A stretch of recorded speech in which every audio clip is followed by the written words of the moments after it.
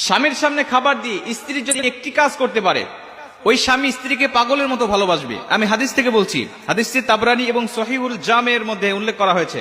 আল্লাহ রাসূল সাল্লাল্লাহু আলাইহি ওয়াসাল্লাম বলেছেন যে কোনো স্ত্রী যদি স্বামীর সামনে খাবার দেয় এবং খাবার দেওয়ার সময় বা খাবার খাওয়ার সময়, স্বামী দিনে হোক অথবা রাত্রি হোক, যখনই খাবার খেতে বসবে ওই সময় স্ত্রী শুধু একটি কাজ করবে, তাহলে দেখবে যে আল্লাহ পাক ওদের মধ্যে এত ভালোবাসা, এত মহাব্বত তৈরি করে দিয়েছে, যার কারণে ওই স্বামী স্ত্রীর দাম্পত্য জীবনকে আল্লাহ পাক সুখময় শান্তিময় করে দিবে।